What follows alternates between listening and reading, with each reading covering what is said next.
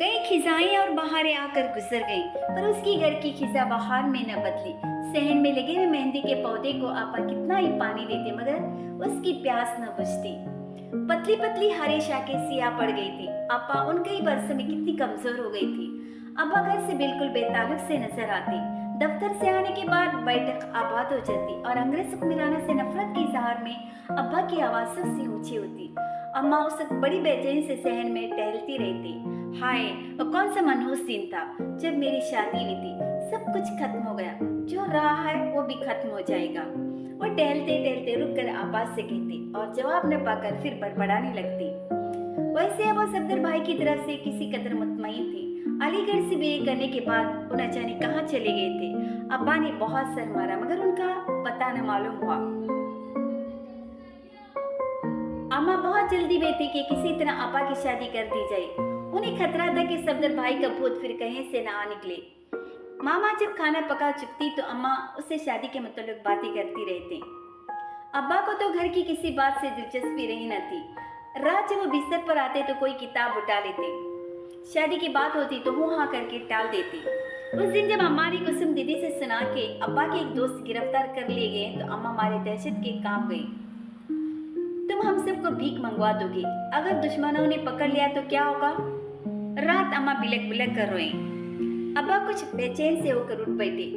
मैं तो तुम लोगों की वजह से खुद ही कुछ नहीं करता और मुझे तो कुछ करना भी नहीं आता। बस ये नफरत है जो छुपाई नहीं छुपती। उसके बाद अम्मा देर तक रोती और बोलती रही मगर अब्बा एक लफ्ज भी न बोले। दोस्त की गिरफ्तारी के बाद अम्मा को अब्बा की शादी की फिक्र और भी बुरी तरह सताने लगी। एक भाई और भावज के सिवा उनका अपना तो कोई भी न था। हाँ, अब्बा के अजीजों में ढेरों लड़के थे। अम्मा ने उन दिनों अपने भाई को भी खत लिखा था कि अब्बा की शादी का ठिकाना करें। उनके भाई ने जवाब में लिखा था कि तुम्हारी भाभी कहती है कि शादी लड़की की पसंद से होनी चाहिए, इसलिए आप खानदान के लड़कों को तहमीना से मिलाएं और वो जिसे पसंद करे शादी कर दी। और वो कहती हैं कि तहमीना की शादी में जरूर आएंगे। एक खत पढ़कर उसकी तो जान फूक गई थी मगर अम्मा सारा दिन मुस्कुराती रही। वो बार बार खुश होकर कहती थी, लो भला बेचारी भाभी को क्या खबर कि यहाँ ऐसी रस्में नहीं होती। अम्मा एक खत पढ़कर खुद ही खुश होती रही मगर अब्बा से जिक्र तक नहीं किया। हाँ, अब्बा के पीछे पड़ी रहती कि तहमीना की शादी का इंतजाम करो। अब्बा या तो चुप रहते या फिर एक कहकर जान छुड़ाते कि जहाँ जी चाहे कर दो। अम्मा ये जवाब सुनकर लड़ने बैठ जाती। फिर तुम्हें कह दो कि बाप नहीं हुआ तो मैं खुद ही बाहर निकल कर लड़का ढूंढ लूंगी। अब्बा उन बातों से बचने के लिए आवाज देकर आपा को अपने पास बुला लेते तो अम्मा को मजबूरन खामोश होना पड़ता। उन्हीं दिनों बड़ी चच्ची का खत आ गया। वो जमील भैया के लिए तहमीना आपा को मांग रही थी। अम्मा को ऐसे वक्त में यही पैगाम गनीमत लगा। आपा से पूछकर मंजूरी का खत लिख दिया। उसी दिन होली चली थी। दूसरे दिन कुसुम दीदी हमारे यहाँ बहुत सा पकवान लेकर आए और जब आपा से गले मिलने लगे तो उनके मुंह पर ढेर सा अबीर मल दिया। फिर उसकी तरफ झपटे मगर कुसुम दीदी की हत्या न छड़ी। आपा की रंगी हुई सूरत देखकर अम्मा को बेसाख्ता हंसी आ गई। शायद उस वक्त वो रंग खेलने को गुनाह समझना भूल गई थी। तुमने होली नहीं खेली कुसुम? अम्मा ने पूछा था। मैं विधवा जो हूँ मौसी। कुसुम दीदी की हंसी हुई सूरत उमला गई। हूँ? अम्मा ने शायद पहली बार उन्हें गौर से देखा था। जी चाहता है कि खूब रंग खेलूं मौसी, रंगीन साड़ी पहनूं। मन को माना कितना मुश्किल काम होता है, पर पति ने तो कुछ भी नहीं सोचा था। कुसुम दीदी फुट फुट कर रोने लगी। चुप रहो कुसुम, त्योहार के दिन रोना मनहूस होता है। अम्मा ने उन्हें समझाना चाहा तो कुसुम दीदी ने जल्दी से आंसू पोंछ लिए और फिर आपा से बातें करने लगी। दूसरे दिन दोपहर में मामा ने आंखें फाड़ फाड़ कर अम्मा को बताया कि कुसुम दीदी भाग गई। मारे हैरत के अम्मा की आंखें खुली की खुली रह गई। अरे क्या सचमुच कुसुम दीदी भाग गए? वो खुद भी चौंक कर अम्मा का मुंह तकने लगी मगर आपा के चेहरे पर जरा भी हैरत के आसार न थे। वो मेहंदी में पानी दे रही थी जिसकी पत्तियां भारी उछली थी। हे, राय साहब की नाक कट गई। कैसे इज्जत वाले लोग थे। मामा माथा पीट पीट कर बातें किए जा रही थी। अब खूब होली खेलेगी, रंगीन साड़ियां पहनेगी। अम्मा बाबा की नाक कट गई तो क्या हुआ? अरे मैं होती तो भागने वालों को जिंदा दफना देती। सगी बहन निकली सलमा की, तौबा और न करे दूसरी शादी। अपने धर्म को लेकर चाटे। अब बेटी हर वक्त गाती रहती थी तब किसी को पता न चला। अम्मा बातें करते आपा को बड़े गौर से देख रही थी। अरे अगर मुझे पता होता तो अपनी तहमीना के पास एक मिनट को न बैठने देती। मेरे पास बैठने या न बैठने से क्या होता है अम्मा? आपा ने शायद जिंदगी में पहली बार तलखी से जवाब दिया था।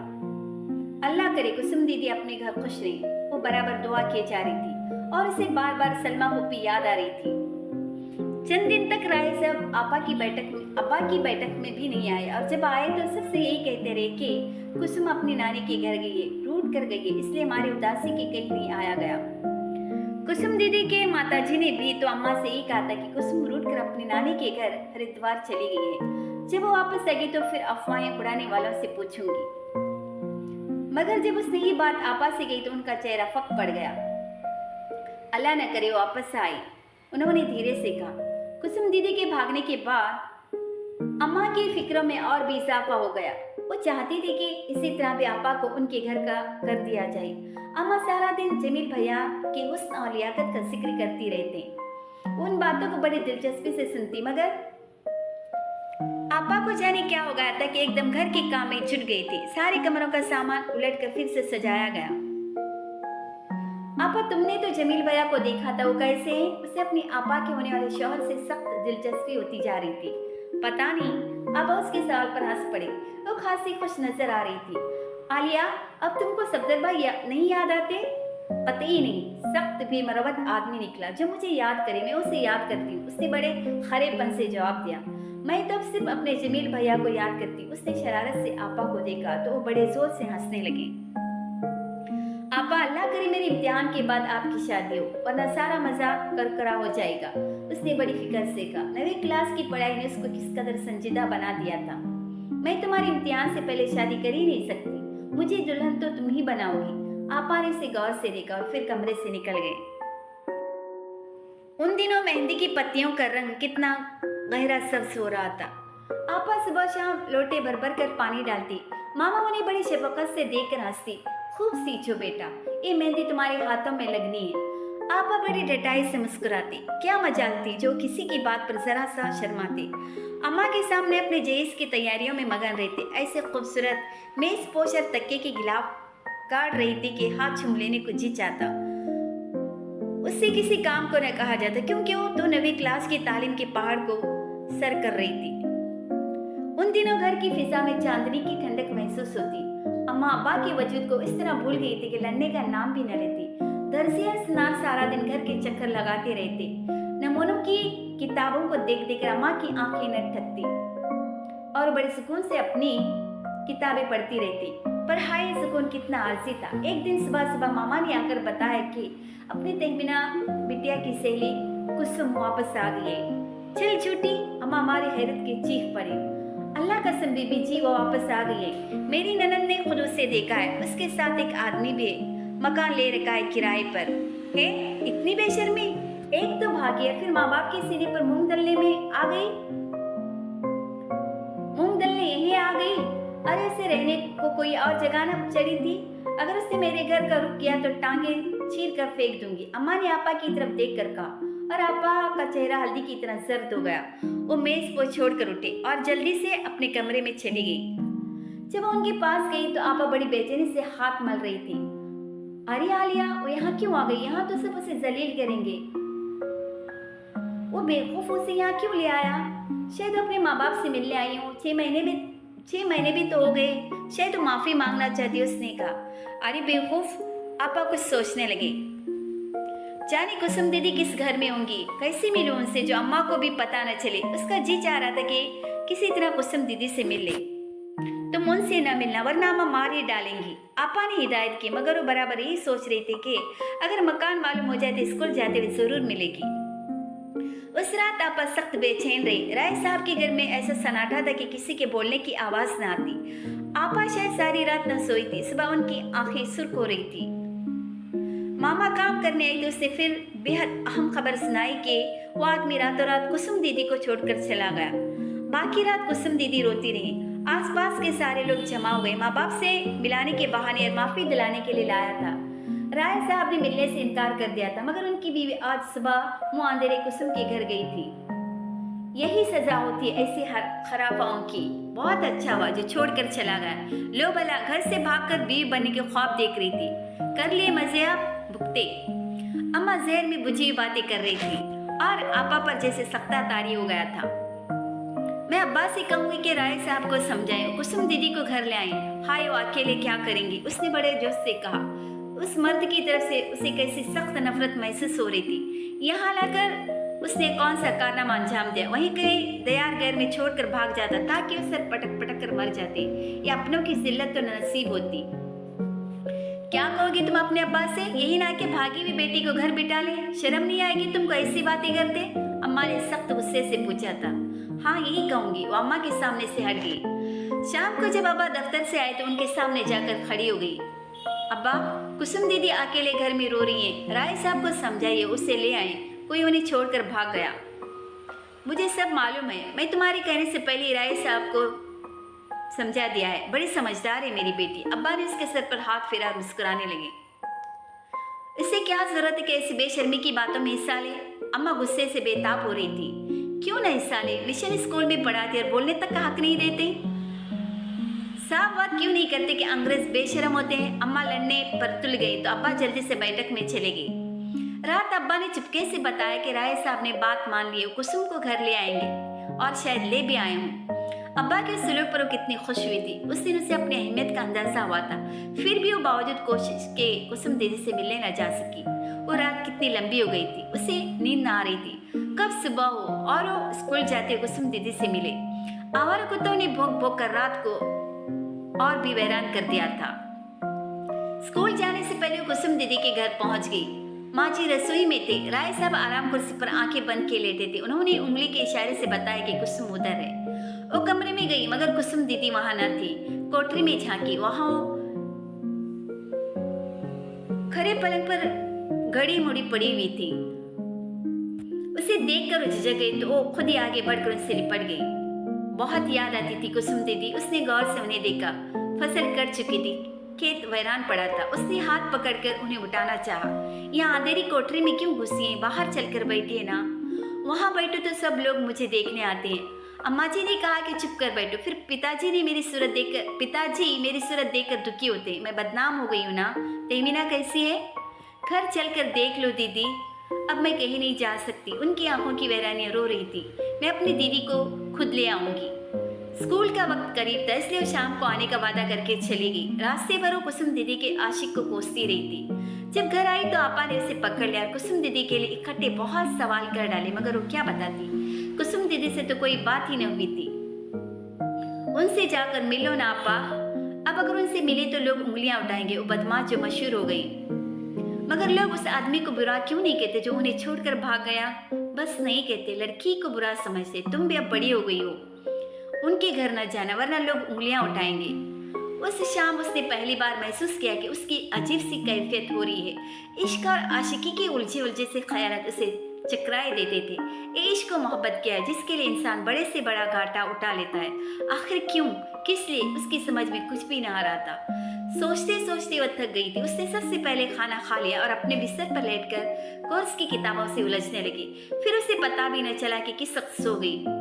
सोते सोते एक बार उसकी आंख खुल गई। बाहर से कुत्तों के भौंकने और रोने की आवाजें आ रही थी। रात सचमुच मनहूस हो रही थी। अचानक उसकी नजर सामने उठ गई। चांदी में राय साहब की छत का कमरा साफ नजर आ रहा था। उसमें दिए की रोशनी इधर उधर फिर रही थी। फिर उसे कोई नजर आया जो सर से पांव तक सफेद कपड़ों में लिपटा हुआ था। उसने मारे खौफ के आंखें बंद कर ली। उस कमरे में तो कोई भी न रहता था। खुद कुसुम दीदी ने उसे बताया था कि जब से दादा जिस कमरे में मरे तब से ये बंद पड़ा है। वहां जाते हुए सब लोग डरते। उसने डरकर सोचा कि शायद कुसुम दीदी के दादा की रूह आ गई हो, मगर फिर उसे याद आया कि हिंदुओं के घरों में भूत आते हैं। उसने डरकर आपा को पुकारा लेकिन वो करवट लेकर फिर सो गई। जरा देर बाद रोशनी बुझ गई और साया गायब हो गया। फिर उसने इत्मीनान की सांस ली। सुबह जब लोग चाय पी रहे थे कि राय साहब के घर से रोने पीटने की आवाज आने लगी। मैं जानो कुसुम फिर भाग गई। मामा बड़े चाव से बाहर भागी, साथ ही अब्बा भी बाहर लपके। चलो फुर्सत थी। कुसुम तालाब में जा डूबी। पता नहीं चला कि रात किस वक्त घर से निकल गई। अब्बा चंद मिनट बाद वापस आकर जैसे कुर्सी पर गिरे पड़े। सारा दिन लोग उससे देखने और मालूमात हासिल करने आते रहे। शायद वो देखना चाहते थे कि भागने वाले के सर पर सिंग तो नहीं निकल आए हैं। मेरे कपड़े लाओ, मुझे राय साहब के घर जाना है। अम्मा बिल्कुल दम बखुद थी। आपा रो रही थी और अब्बा के कांधे पर सर रखे सर से पांव तक लरस रही थी।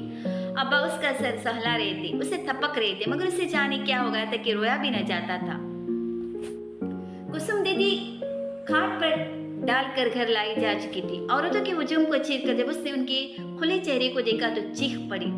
सूजा हुआ नीला चेहरा जज्बात से खाली था। सब उनको देख रहे थे मगर उन्होंने सबको देखने से इनकार कर दिया था।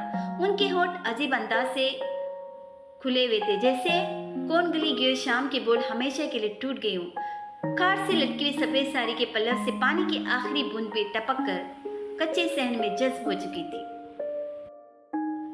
अक्टूबर का महीना था। हल्की हल्की सर्दी पड़नी शुरू हो गई थी। तुलाइयां ओढ़ ओढ़ कर सब लोग अंदर सोने लगे थे। सर्दियों में उसे कैसे मजे की नींद आती, मगर आपा को जाने क्या हो गया था कि रात का ज्यादा हिस्सा जाग कर गुजार देती। उनकी सेहत खराब हो रही थी, रंग मध्यम पड़ गया था और चेहरे पर खुश्की दौड़ गई थी। अम्मा उनकी गिजा का खास तरीके से ख्याल रखती। सुबह चाय की बजाय बादामों का हलीदा पिलाया जाता। अम्मा आपा का जहेज सिल गया था और अम्मा बेचैन थी कि किसी तरह शादी की तारीख मुकर्रर हो जाए। इधर बड़ी चीची के खत पर खत आ रहे थे कि जल्दी से तारीख मुकर्रर करा दी जाए, मगर अब्बा ढील दिए जाते कि तहमीना की सेहत ठीक होगी जब देखेंगे। एक बार बड़ी चीची का खत आया तो उसमें जमील भैया की तस्वीर थी। वो तस्वीर लेकर आपा के पास गई तो उन्होंने मुंह फेर लिया। इंसान सिर्फ एक ही बार किसी का बनता है, उन्होंने गुस्से से कहा, फिर एकदम हंस दिए। अब इकट्ठे ही देख लेंगे। उनकी हंसी में कितनी बेबसी थी। कि आपको सफदर भाई याद आती है आपा? उसने घबरा कर पूछा था। तौबा, क्यों याद आने लगे? आपा ने सराहने रखी हुई किताब उठा ली। आपा दफ्तर से आए तो बहुत रंजीदा नजर आ रही थी। मामा ने मेज पर चाय का सामान लगा दिया, मगर अब्बा उसी तरह आराम कुर्सी पर लेटे रहे। क्या चाय नहीं पियोगे? ठंडी हो रही है। फिर आज तुम कोई अच्छा सा दिन देखकर शादी की तारीख भी मुकर्रर कर दो। तुम्हारी भाभी के खत पर खत आ रहे हैं। अम्मा ने अपनी कुर्सी अब्बा के करीब खिसका ली। तुम्हारी वजह से वो इस घर को छोड़ गया। वो गलत किस्म की पार्टी के साथ हो गया है। उसने अपने आप को तबाह कर लिया है। उसकी तबाही की जिम्मेदार तुम हो। आपा का चेहरा फक पड़ गया। सब समझ गए थे कि आपा किसकी बात कर रहे हैं। किस कमबख्त को तबाह किया है मैंने? अम्मा बनी, सफदर की बात कर रहा हूँ। अब आया अकल में? अब्बा ने तर्ज से जवाब दिया। हाय, वो इस घर से जाकर भी नहीं गया, वो यहाँ से कभी नहीं जाएगा। अम्मा ने रोने का हरबा इस्तेमाल किया। तुम इत्मीनान रखो, अब वो कभी ना आएगा। अब्बा ने आहिस्ता से कहा और चाय पिए बगैर बैठक में चले गए। जब वो अब्बा के लिए चाय लेकर बैठक में गई तो आंखें बंद किए तख्त पर लेटे थे। उसे देखकर उठ गए, मुस्कुराने लगे। तुम्हारी माँ को मैं कैसे समझाऊं? उन्होंने तुम्हारे भाई को तबाह कर दिया है। कलेक्टर से उसका एक दोस्त आया है, उसने सब कुछ बताया है। तुम्हारा भाई तुमको बेहद पूछ रहा था। अब्बा, वो कौन सी पार्टी है? बेटा, वो दहरियों की पार्टी है। अब्बा ने ठंडी सांस भरी। मैं तो उसी को अपना बेटा समझता था। वो कब किसी को बाप समझते थे? जाके खत भी न लिखा, किसी की मोहब्बत की कदर न की। अब्बा खामखा उनके पीछे दीवानी हो रही। उसने दिली दिल में सोचा, मगर अब्बा से कुछ नहीं कह सकी। तुम्हारी पढ़ाई का क्या हाल है? ठीक है अब्बा। तुम अंग्रेजों के मजहब से तो मुतासिर नहीं हो? तौबा तौबा। शाबाश, तुम बड़ी समझदार हो। मेरी सारी उम्मीदें तुमसे वाबस्ता हैं। तुमको पता है ना कि मुझे उन बेईमान ताजिरों से नफरत है। उन्होंने हमें गुलाम बना लिया है। मुझे भी नफरत है अब्बा। उसने अब्बा को खुश करने के लिए कहा था। अब्बा ने तपाई पर प्याले रखते हुए उसकी तरफ देखा। उनकी आंखें खुशी से चमक रही थी और वो सोच रही थी कि अब्बा आखिर सारे अंग्रेजों से क्यों नफरत करते हैं। खुद उसके स्कूल की निगरान कितनी अच्छी और प्यारी। वो आखिर कब मुल्क पर हुकूमत कर रही है। इंशाल्लाह एक दिन ये सब अपने मुल्क वापस चले जाएंगे। मैं तुम लोगों के ख्याल से कुछ नहीं कर सकता, मगर इतना बड़ा मुल्क तो पड़ा है ना। जी हाँ, बहुत बड़ा मुल्क है। उसने किस कदर अहमकों की तरह कहा था कि अब्बा भी मुस्कुरा पड़े। जाने किसने दरवाजा खटखटाया तो कश्ती उठाकर जल्दी से अंदर आ गई।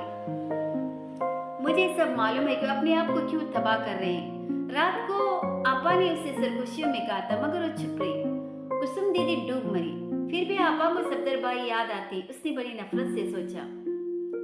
अम्मा बरामदे में बैठी बड़ी चच्ची के खत का जवाब लिख रही थी। अब्बा जब खाना खाने आए तो अम्मा ने जैसे ऐलान किया, मैंने तुम्हारी भावज को ईद की 10 तारीख लिख दी है। अब्बा चुप रहे। उन्होंने कोई जवाब न दिया। लालटेन की पीली पीली रोशनी में वो किस कदर दुखी नजर आ रहे थे। शादी की तारीख करीब आती जा रही थी। अम्मा की मसरूफियत बढ़ गई थी। 12-1 बजे के करीब चपरासी की बीवी बुर्का ओढ़कर आ जाती और चावलों की धान साफ करने लगती। उधर सेरू खुश्क मेवे काटने को पड़े थे। अम्मा उससे काम लेते हुए किस कदर बेरहम नजर आती थी। सारे दिन की थकी हारी चपरासी की बीवी जब शाम को अपने घर जाने के लिए उठती तो लड़खड़ा जाती। जनवरी के आखिरी दिन थे। एक रोज पहले बारिश के साथ ओले पड़े थे। रात इस कदर सर्द हो गई थी कि लगता बर्फ की सिल पर बैठे हैं। मंदिरों से आती हुई घंटों की सदाएं जैसी ठटर कर रह गई थी। बड़ी देर तक बातें करने के बाद आपा ने उसकी तरफ से करवट ले ली थी। वो सुनी वाली थी कि आपा ने फिर बातें शुरू कर दी। जाने उनकी नींद को क्या हो गया था। ऐसा लगता है कि मुसाफिरों की तरह बैठी हूँ, उन्होंने बड़े खोए हुए अंदाज में कहा। मुसाफिर तो हैं ही, कुछ दिन बाद दुल्हन बनकर चली जाएं। दुल्हन बनकर आप कैसी खूबसूरत लगेंगी। और मेरे हाथ है ना खूबसूरत। आपा ने अपने नन्हे नन्हे हाथ लिहाफ से निकाल कर लहराए। उनमें मेहंदी रचेगी। उस दिन के लिए तो मैंने मेहंदी के जरा से पौधे को सींचा था। अब वो कितना बड़ा हो गया है, जी चाहता है कि उसके साए में पड़कर सो रहूं। ये मेहंदी भी कैसी अजीब चीज होती है। इससे साग की महक आती है, मोहब्बत की ठंडक महसूस होती है। और ये बात भी है कि उसकी सुर्खी से तमन्नाओं की खून का पता चलता है। आप भी कैसी बातें करती हैं आपा। उसने उलझकर आपा की तरफ देखा। उस वक्त उसे ख्याल आया था कि अम्मा ठीक ही कहती हैं कि सफदर भाई ने अल्लम गुल्लम किताबें दे देकर आपा को तबाह कर दिया है। मैं कैसी बातें करती हूँ। वो मुस्कुराए। बातें ही तो सब कुछ होती हैं। इन्हीं बातों ने मुझे मुसाफिर बना दिया और यही बातें मेरे सफर को खत्म कर सकती हैं। आपा, आपको सफदर भाई याद आते हैं? सच बताइए। कौन सफदर भाई? अरे बेवकूफ, तेरे पास तो अकल नाम को नहीं। आपा ने हंसते हुए उसके हाथ पर हाथ मारा। चलो अब सो जाएं, इतनी रात हो गई। शादी में सिर्फ चंद दिन रह गए थे। अम्मा सख्त मसरूफ और खुश थे। किसी किसी वक्त उन्हें फिक्र भी सताने लगती कि उनके भाई और भावज ने हफ्ते पहले पहुंचने को लिखा था मगर किसी वजह से न पहुंच सके। वो बराबर उनका जिक्र करती रहती। इस मुल्क की बदलती रुतें भी तो भाभी की तबीयत को रास नहीं आती। जरा में उन्हें जुकाम हो जाता है, मैदा अलग खराब रहता है। कहीं न कहीं दावत में उस गरीब को मिर्चें खानी पड़ जाती है। भला मिर्च भी खाने की चीज है? अम्मा आपा से जवाब चाहते मगर वो खामोश रहते। आपा ने अपने कमरे से निकलना छोड़ दिया था। अब्बा घर में आते तो अपने कमरे के दरवाजे भेड़ लेते। अम्मा को उनके शर्माने वाली अदा पर बड़ा प्यार आता। वो बड़े फख्र से कहते कि शर्म होती ऐसी हो। उसने आपा के चेहरे पर शर्म और हया तलाश करने की लाख कोशिश की पर रत्ती भर भी न मिली। आपा को तो जब शर्म आती तो जापानी गुड़िया की तरह गुलाबी पड़ जाते मगर वो तो बिल्कुल सफेद हो रही थी। उसकी आंखों में ऐसी गहराई थी, ऐसा अंधेरा था कि उनकी तरफ देखकर लगता कुएं में झांक रहे हों। बारात आने में जब 7 दिन रह गए तो आपा को नहला धुलाकर और पीले कपड़े पहनाकर मांझे बिठा दिया गया। रात मिराशिया डोमनिया डोल लेकर आ गए और बरामदे में बिछी हुई दरी पर बैठकर किस्म किस्म की आवाजों में गाने लगे। कितना अरमान, कितनी आरज़ुएं थी उन गानों में जो कुछ कुंवारी जिंदगी में नसीब न हुआ था। उसे पालेने की तमन्ना में गीत का एक एक बोल हाथ फैलाए हुआ था। गीत होते रहे और आपा पीले दुपट्टे की ओर से आंसू पोंछती रही। आपा के दोस्तों की बीवियां एक एक गीत को 2-2 बार सुनने की फरमाइश करते मगर गाने वालियों के गले न थकते। दरी पर वक्फे वक्फे से 2-2 4-4 आने दाद के तौर पर गिरते रहे। रात देर तक जागने की वजह से अम्मा दोपहर में थक कर गहरी नींद सो रही थी। मामा बहुत दिनों बाद 2 घंटे की छुट्टी लेकर अपने घर चली गई थी। आपा लेटी थी मगर उन्हें नींद न आ रही थी। वो बार बार करवटें बदलती। सामने सहन की नीची दीवार पर कौवा बैठा एक सांप बोले जा रहा था। उसकी आवाज से दोपहर का सन्नाटा और भी गहरा हो गया था। मेहमान आने वाले हैं इसलिए कौवा बोल रहा है, उसने खुश होकर आपा से कहा। और मेहमान जाने वाले भी तो हैं। आपा बड़ी मुद्दत बाद खुश और मुतमईन नजर आ रही थी मगर एकदम कुछ सोचकर उठ बैठी। आलिया, तुमको क्या पता, मेरी इतनी उम्र कचरे की तरह रेंग रेंग कर गुजरी है। उनका चेहरा सुर्ख हो गया। तुम मुझसे बहुत अच्छी नहीं, मेरी हैसियत तो ऐसी रही जैसी कोठरी में कूड़ा कबाड़ डालकर भूल जाए। अम्मा, उसकी होठ कांपने लगे। अम्मा मुझे भी तो डांटती हैं मगर मैं तो खुश रहती हूँ। उन्होंने सब कुछ सफदर भाई की दुश्मनी में किया। उन्हें मुझसे खतरा था मगर अब आजाद हो जाएंगी। सफदर भाई अब आपकी जिंदगी तलख करने ना आएंगे, खुदा समझे उनसे भी। अरे कोसो तो नहीं, वो नंगे पांव बाहर पानी पीने चली गई। जब वो पानी पीकर आए तो उनकी पलकें भीगी हुई थी। उन्होंने लेटते ही आंखें बंद कर ली। हद है आपा, अब तक इस कमीने के लिए सोचती। कुसुम दीदी का अंजाम देखने के बाद भी अकल ठिकाने न आई। वो सोने की कोशिश कर रही थी कि चपरासी डाक लेकर आ गया। आपा भी उठ गई। उसने खत उलट कर देखा। अम्मा के नाम था और एक कोने में सफदर लिखा था। आपा ने तड़प कर खत खोल लिया और पढ़ने के बाद उसकी तरफ बढ़ा दिया। पढ़कर वो मारे खौफ के लरसने लगी थी। चच्ची, तहमीना की शादी मुबारक हो। आप उसे किसी का भी बना दे, फिर भी वो मेरी रहेगी। वो सिर्फ मेरी है। आपा के चेहरे पर ऐसा सुकून था जैसे दुनिया जहान की दौलत मिल गई हो। उसने जल्दी से खत फाड़ कर इसकी किरछियां चूल्हे में डाल दी। दूसरा खत मामू का था। वो उसने एहतियात से सराहने रख लिया। भैया हम तो सोते हैं, सख्त नींद आ रही है। आपा बड़ी चालाकी से सोती बन गई मगर सफदर भाई को दिल ही दिल में गालियां दे रही थी। अगर ये खत अम्मा को मिल जाता तो फिर क्या होता। उस ख्याल से उसका दिल डूबने लगता। आपा कितने कमीने है सफदर भाई, उसने आपा को हिलाया। और नहीं तो क्या है, खुदा के लिए अम्मा से जिक्र न करना वरना जाने क्या होगा, उन्होंने धीरे से कहा। रात खाने पीने के बाद दालान में दरी बिछा दी गई। मामा ने ढोल किसकर बीच में लड़खा दी और मांगे का गैस का हंडा दालान के दरमियान लटका दिया। जरा देर बाद मेहमान आने लगे। रात 11 बजे के बाद जब मीरा शेगा बजाकर चली गई तो आपा हौले हौले कमरे से निकलकर दालान में आ गई। शिकनी पड़ी हुई दर्रे पर लुढ़की हुई ढोल बड़ी सोनी मालूम हो रही थी। मामा कुर्सियां उठा उठाकर कमरे में रख रही थी और साथ ही जाने की तलाश किए जा रही थी। हाय जाने कहाँ गई, मिलती ही नहीं। सत्यानाश जाए इस याद का। आलिया बिट्टू सुनो, जब मैं चली जाऊं और तुमको कभी सफदर मिले तो मेरा एक पैगाम कह देना। कह दोगी ना? बिस्तर पर लेटी आपा ने बड़ी बेचारगी से कहा। क्या आपा? आपा को अजीब सी हालत में देखकर उसका दिल टूट गया था। यही कि मैं उनको कभी नहीं भूली और बस। अब सो जाइए आपा। बाहर कुत्तों की भौंकने की आवाज आ रही थी। वो जाने की सख्त सो गई। सुबह जब उसकी आंख खुली तो आपा बेखबर सोई हुई थी। वे स्कूल जाने के लिए तैयार होती रही मगर आपा न उठी। जब सब लोग चाय पीने के लिए उठे तो अम्मा ने मामा को भेजा कि आपा को जगाकर चाय दे दे। मामा की चीखी आवाज सुनकर अब्बा और अम्मा आपा के कमरे की तरफ भागे। मामा सीने पर 2 हाथ मार मार कर कह रही थी, तहमीना बिटिया नहीं रही। कहाँ गई, कहाँ चली गई? उमारे खौफ की कांपने लगी। वो जाने कैसे कमरे तक गई जहाँ अब्बा बेहोश अम्मा को थामे खड़े थे मगर ऐसा महसूस हो रहा था कि वो भी गिर पड़ेंगे। आपा सचमुच नहीं रही थी। उनके मेहंदी रचे हाथ बड़ी बेबसी से फैले रहते और होंठ उस तरह सिया हो रहे थे जैसे किसी ने मस्सी लगा दी हो। अम्मा होश में आते पछाड़े खा रही थी। अब्बा बच्चों की तरह रो रहे थे और वो आपा के ठंडे जिस्म से लिपटी बिलक रही थी। अब्बा ने जल्दी से आंसू पोंछ लिए। हमेशा से दिल कमजोर था इसलिए दिल की हरकत बंद हो गई है।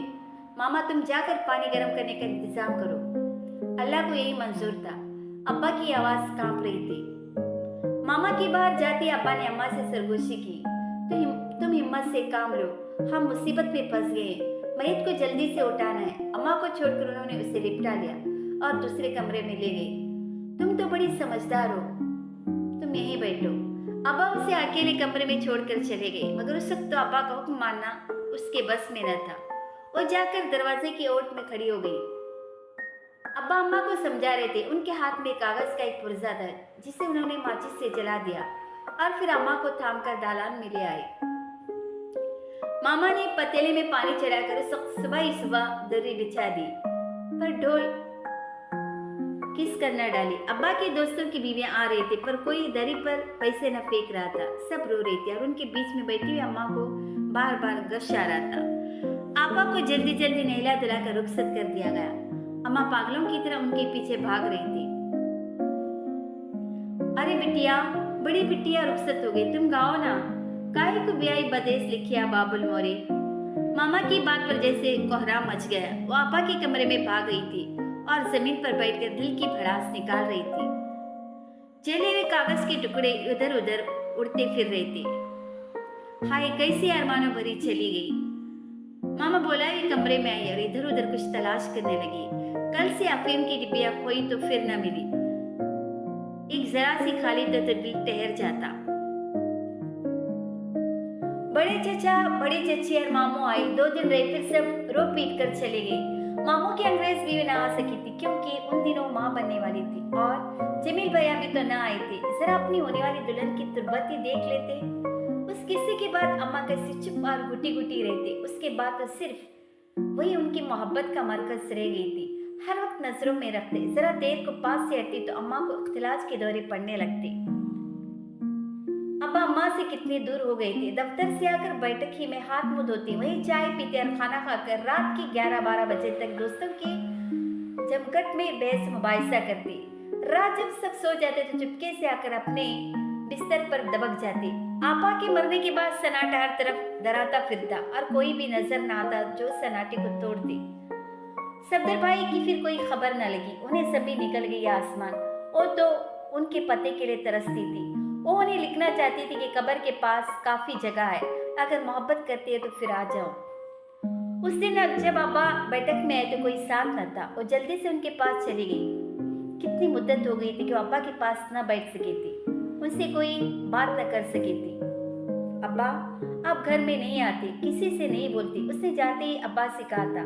उसकी आवाज भरा रही थी। अब्बा ने घबरा कर उसका सर सीने से लगा लिया था। तुम्हारी माँ ने मुझे घर से दूर कर दिया है, तुमको सब कुछ मालूम है। उसका कितना जी चाहता कहने को कि अम्मा ने किसी को घर से दूर नहीं किया। सफदर भाई ने सबको एक दूसरे से जुदा कर दिया है।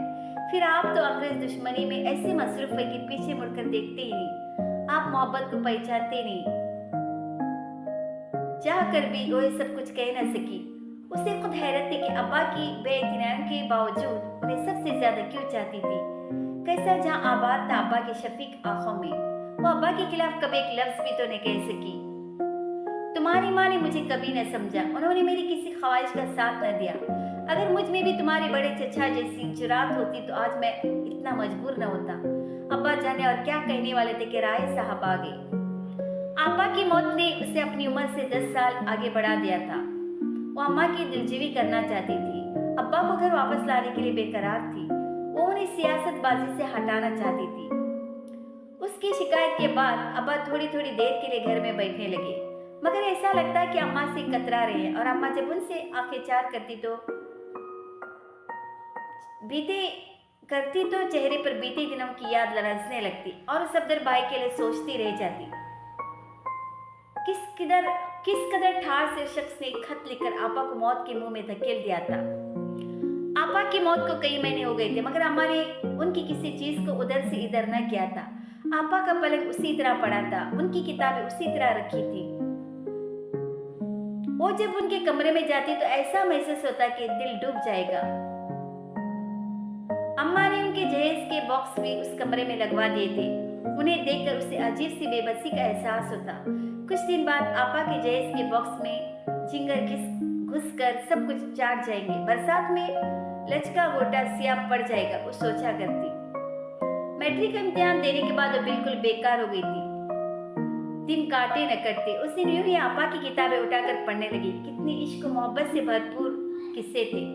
औरतें मोहब्बत में खुदकशी करके मिसाली वफा पेश कर जाती और मर्द किसी तारीख रात में कब्र पर शम्मा रोशन करके चले जाते और बस किताबों को अलमारी में पटक कर हमारे जिलाहट की रोती रही और आपा आंसू के पर्दे के इस पार खड़ी बड़ी गौर से उसको देखती रही थी।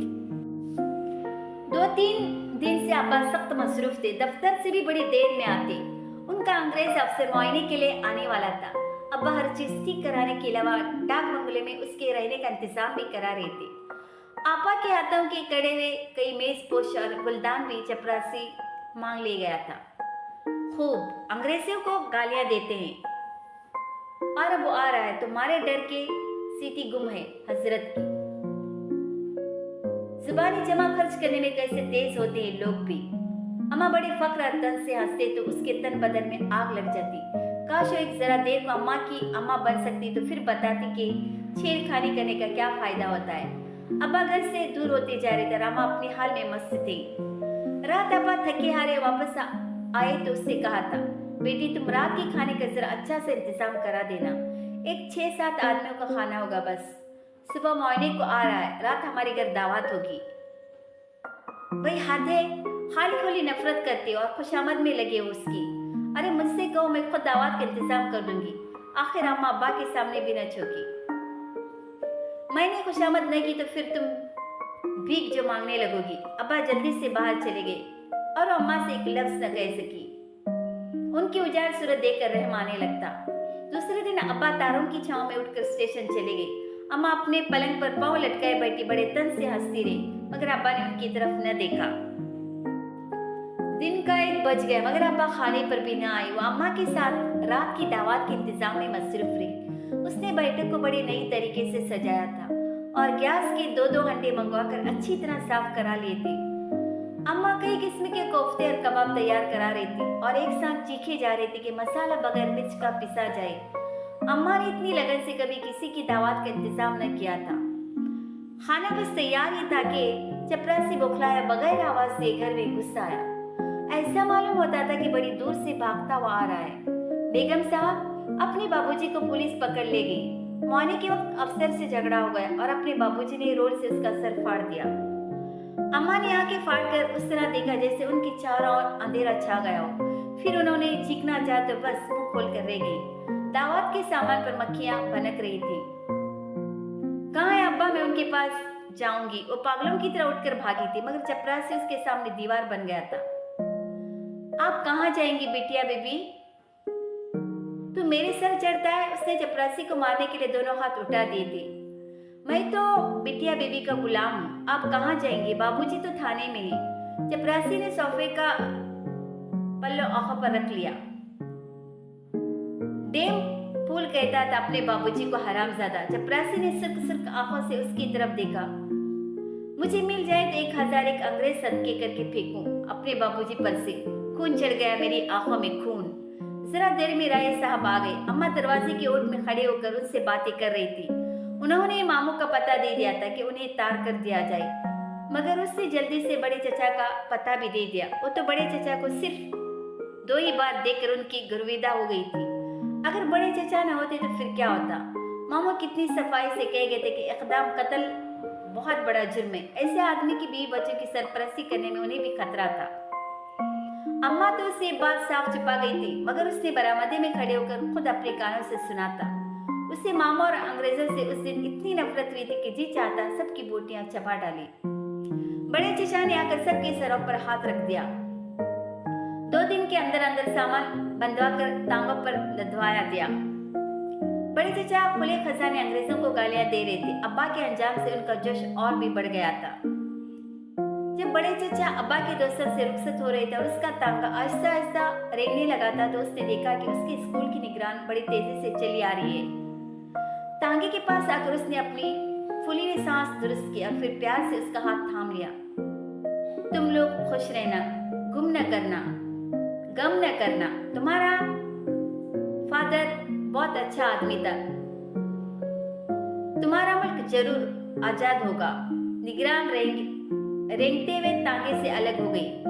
Good bye. अब्बा जेल की सलाखों के पीछे तुम्हारा क्या हाल होगा? वो अपने बिस्तर पर उठकर बैठ गई। खिड़की के पट खोल दिए तो हवा का एक सर्द झोंका उसे छू कर गुजर गया। उसका सर मारे दर्द के फटा जा रहा था। काश नींद आ जाए या फिर सुबह हो जाए। वो फिर सोने के लिए लेट गई।